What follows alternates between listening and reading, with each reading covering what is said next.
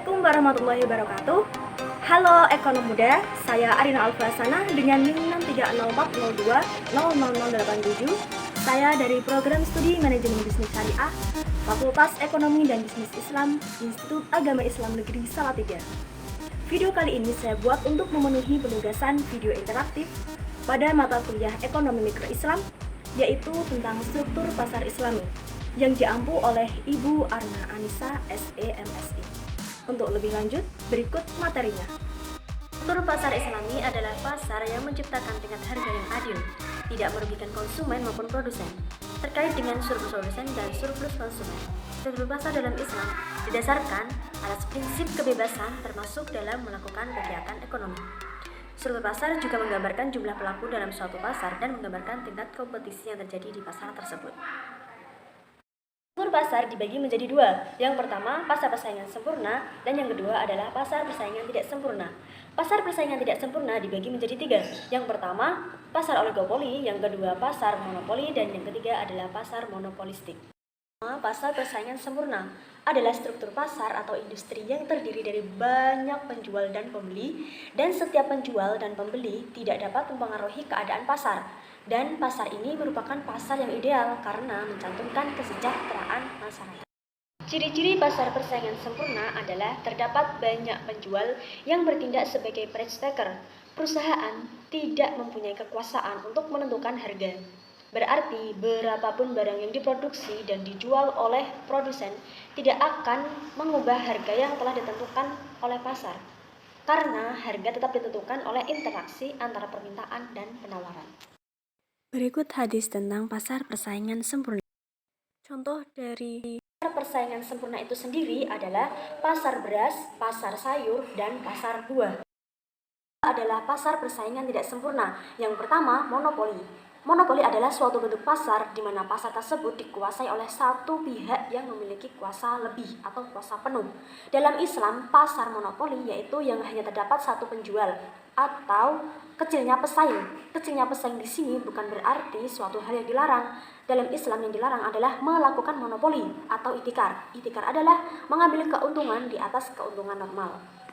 Monopoli hanya terdapat suatu penjual atau produsen yang banyak pembeli. Barang yang diperjualbelikan tidak memiliki substitusi atau tidak ada barang yang pengganti. Price maker dan promosi iklan kurang diperlukan. Adapun kelebihan dari pasar monopoli adalah biaya produksi yang lebih murah sebab tingkat produksi yang besar, mutu barang meningkat, dan harga murah jika perusahaan selalu melakukan pengembangan dan inovasi. Kesejahteraan masyarakat datang ditingkatkan apabila monopoli menghasilkan barang yang lebih murah dan bermutu. Dan kekurangan dari pasar monopoli itu sendiri adalah hanya ada satu pihak yang diuntungkan. Kemudian produsen atau penjual bebas menentukan keuntungan yang besar dan konsumen tidak memiliki pilihan. Contoh dari pasar monopoli diantaranya adalah BUMN. BUMN bergerak dalam salah satunya yaitu jasa marga atau jalan tol, PT Perusahaan Listrik Negara atau PLN, PT Pertamina, PT Kereta Api Indonesia, PT Pelayaran Nasional Indonesia, Perusahaan Daerah Air Minum atau PDAM, dan Badan Urusan Logistik. Nah, yang kedua adalah oligopoli. Oligopoli adalah pasar yang hanya terdiri dari beberapa perusahaan yang mempunyai ukuran dan modal yang relatif besar dan barang yang dihasilkan berbeda corak atau barang serupa.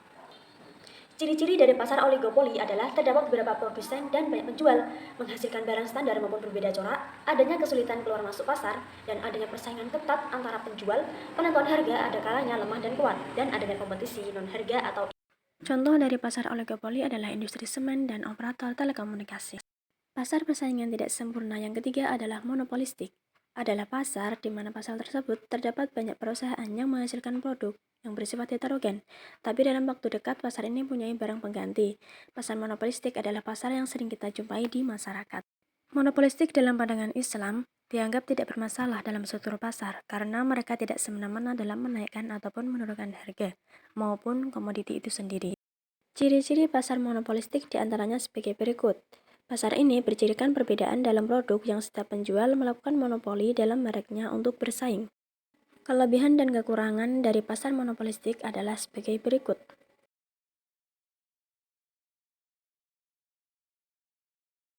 Contoh dari pasar monopolistik itu sendiri adalah Alfamart dan Indomaret. Berikut pemaparan materi terkait dengan struktur pasar Islami.